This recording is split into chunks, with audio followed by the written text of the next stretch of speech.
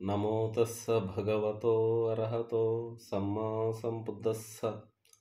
బోధిసత్వుడు బాబాసాహెబ్ అంబేద్కర్ గారు రచించిన బుద్ధుడు బౌద్ధ ధమ్మము పుస్తకంలోని 4వ అధ్యాయము తిరిగి జన్మించేది ఎవరు అనే అంశం గురించి తెలుసుకుందాం.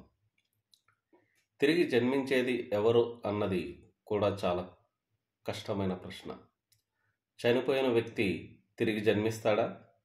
బుద్ధుడు ఆ వాదాన్ని అంగీకరించాడా? అలా భావించేందుకు ఆస్కారమే లేదు. అయితే చనిపోయిన వాడి మూలధాతువులు తిరిగి సమ్మేళనం చెందినట్లయితే అదే వ్యక్తికి పునర్జన్మ లభించినట్లు భావించవచ్చు.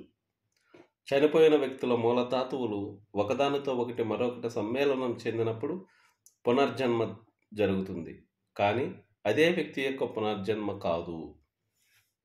క్షేమ అనే భిక్షుని ప్రసేనుడితో ఈ విషయమై చాలా వివరంగా చెప్పింది. ఒకప్పుడు భగవానుడు శ్రావస్తి అందలి జేతవనంలో గల అనాథ పిండకుని ఆరామంలో ఉంటుండేవాడు. అదే కాలంలో క్షేమభిక్షుని కోసల రాజ్యంలో పర్యటిస్తూ శ్రావస్తి సాకేతపురం మధ్యలో గల తోరణవస్తు గ్రామంలో విడిది చేసింది. అదే సమయంలో రాజా ప్రసేనజిత్తు సాకేతపురం నుండి శ్రావస్తికి పయనమై వెళ్తూ తోరణవస్తులో మాకాం వేశాడు. కోసల రాజు అయిన ప్రసేనుడు ఓ వ్యక్తిని పిలిచి, ఇక్కడ దగ్గరలో ఎవరైనా సన్యాసి గాని బ్రాహ్మణ పండితుడు గాని ఉంటే విచారించి తెలుసుకో, నేను వారిని దర్శించాలన్నాడు. అలాగే మహారాజా అని సమాధానమిచ్చిన ఆ వ్యక్తి తోరణవస్తు గ్రామమంతా గాలించాడు, కానీ ఎక్కడా ఒక సన్యాసి కానీ లేక బ్రాహ్మణ పండితుడు కానీ నివసిస్తున్న జాడ కనరాలేదు. అయితే అప్పుడే క్షేమభిక్షిని తోరణవస్తు చేరి విడిది చేయడం చూశాడు. ఆమెను చూడగానే పరుగున వెళ్ళి రాజా ప్రసేనజిత్తుని దర్శించి ఇలా అన్నాడు, మహారాజా, మీరు దర్శించదగిన సాధువు కానీ బ్రాహ్మణ పండితుడు కానీ తోరణవస్తులో ఎక్కడా కనిపించలేదు. కానీ మహారాజా, బుద్ధిని శిష్యురాలైన క్షేమభిక్షిని మాత్రం వచ్చి విడిది చేసి ఉన్నది. ఆమె విశేష జ్ఞానవంతురాలని గొప్ప వ్యక్తి అని ప్రతీతి. మీరు ఆమెను దర్శించడం మంచిది. రాజా ప్రసేనజిత్తు సపరివారిగా బయలుదేరి క్షేమభిక్షుని దర్శించి సవినయంగా నమస్కరించి ఒకవైపున కూర్చుని ఇలా సంభాషణ సాగించాడు. మరణానంతరం తథాగతుడు జీవించే ఉంటాడని మీ అభిప్రాయమా? మహారాజా, బుద్ధుడు ఎప్పుడు ఎలాగా చెప్పి ఉండలేదని క్షేమభిక్షుని సమాధానమిచ్చింది.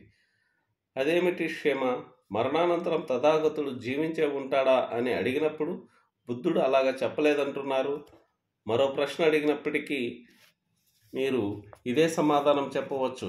అయితే సోదరి, తథాగతుడు ఈ విషయమై ఎందుకు చెప్పలేదు? మహారాజా, మిమ్మల్ని నేను ఒక ప్రశ్న అడుగుతాను. దానికి మీరు ఏది ఉచితమని భావిస్తారో సమాధానం ఇవ్వండి. గంగా నదిలో ఎన్ని ఇసుక రేణువులు ఉన్నావో లెక్క పెట్టి చెప్పగల ఘనికుడు కానీ గణక యంత్రం కానీ ఉన్నదా? ఆ నదిలో ఇన్ని ఇసుక రేణువులు ఉన్నవని లెక్కించి చెప్పడం సాధ్యమా? అది సాధ్యం కాదు. పోనీ మహాసముద్రంలో ఎంత నీరున్నదో కొలిచి చెప్పగల గణికుడు కానీ గణిక యంత్రం కానీ ఉన్నదా? ఆ విధంగా కొలిచి ఇన్ని వందల వేల పరిమాణంలో నీరున్నదని చెప్పసాధ్యమా? అది సాధ్యం కాదు. ఎందుకని? అది ఎంతో విస్తారము అగాధము అయిన జలనిధి కాబట్టి. అదేవిధంగా ఓ మహారాజా, తథాగతుని కూడా శారీరకంగా ఎంచుకోవాలనుకోవడం అలాంటిదే. తథాగతుడు తన శరీరాన్ని విడిచిన తర్వాత మొదలు నరకబడిన తాటి చెట్టు తిరిగి మొలకెత్తునట్టుగా విగతమై స్వేచ్ఛ పొందుతాడు. అగాధమైన మహాసముద్రంలాగే తథాగతుడు సైతం విశాల విశ్వంలో విస్తరించుకుపోతాడు. చనిపోయిన తర్వాత తాను ఇంకా జీవించే ఉంటాడన్నది తథాగతునికి అన్వయించదు. చనిపోయిన తర్వాత జీవించి ఉండడా అన్నది సైతం తథాగతునికి అన్వయించదు. జీవించి ఉండడం జీవించి ఉండకపోవడం రెండూ జరుగుతాయా అనేది కూడా తథాగతునికి అన్వయించదు.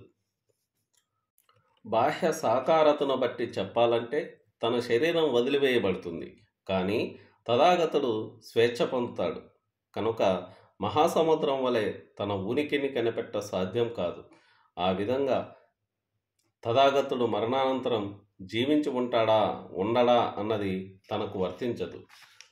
అదేవిధంగా సంజ్ఞను బట్టి కానీ, క్రియలను బట్టి కానీ, చేతనత్వాన్ని బట్టి కానీ తథాగతుని ఉనికిని పసిగట్టాలంటే మహాసముద్రంలోని అగాధమైన జలనిధి వలనే అది సాధ్యపడదు. అందుచేత మరణానంతరం జీవించి ఉండడా అన్నది తనకు వర్తించదు. సోదరి క్షేమభిక్షుని ఇచ్చిన వివరణతో రాజా ప్రసేనజిత్తు సంతోషపడి తన ఆసనం నుండి లేచి ఆమెకు ప్రణామము చేసి తన నివాసానికి పయనమయ్యాడు. ఆ తర్వాత కొన్నాళ్లకు రాజు ప్రసేనజిత్తు బుద్ధుణ్ణి దర్శించి నమస్కరించి ఒకవైపున కూర్చుని ఇలా ప్రశ్నించాడు: భగవానుడా, మరణానంతరం తథాగతుడు జీవించే ఉంటాడా? ఆ విషయమై నేనేమీ చెప్పను మహారాజా. అయితే భగవానుడా, మరణానంతరం తథాగతుడు జీవించి ఉండడా? ఆ విధంగా కూడా నేనెప్పుడూ చెప్పలేదు మహారాజా. మహారాజు మరో ప్రశ్న వేయగా దానికి కూడా భగవానుడు అలాంటి సమాధానమే ఇచ్చాడు. అది ఎలా సాధ్యం భగవానుడా? మరణానంతరం తథాగతుడు సజీవుడా అని అడిగినప్పుడు ఆ విషయమై అలా చెప్పి ఉండలేదంటున్నారు. జీవించి ఉండడా అని అడిగినప్పుడు ఆ విషయమై అలా చెప్పి ఉండలేదంటున్నారు. అయితే భగవానుడా, ఆ విషయమై ఎందుకు వ్యక్తపరిచి ఉండలేదు అని రాజా ప్రసేనుడు ప్రశ్నించాడు. అయితే ఓ మహారాజా, నిన్ను ఒక ప్రశ్న అడుగుతాను, దానికి నీవు తోచిన సమాధానం చెప్పగలవా అంటూ పూర్వం ఇదే సందర్భంలో గంగానది ఇసుకని మహాసముద్రంలోని నీటిని కొలవగలగడం సాధ్యమేనా అని సోదరి క్షేమభిక్షుని వేసిన ప్రశ్నలనే భగవానుడు వేశాడు. ఇంతకుముందు తాను విని ఉన్న ప్రశ్నలే భగవానుడు అడుగగా విన్న ప్రసేనుడు ఆశ్చర్యం, భగవానుడా, గురువు శిష్యుల భావన వివరణ ఒకే విధంగా ఉన్నది. భగవానుడా, కొంతకాలం క్రితం నేను సోదరి క్షేమభిక్షుని దర్శించి ఈ విషయమే అడగగా ప్రతి అక్షరము పళ్ళుపోకుండా ఆమె సైతం మీరు అడిగిన విధంగానే ప్రశ్నించింది.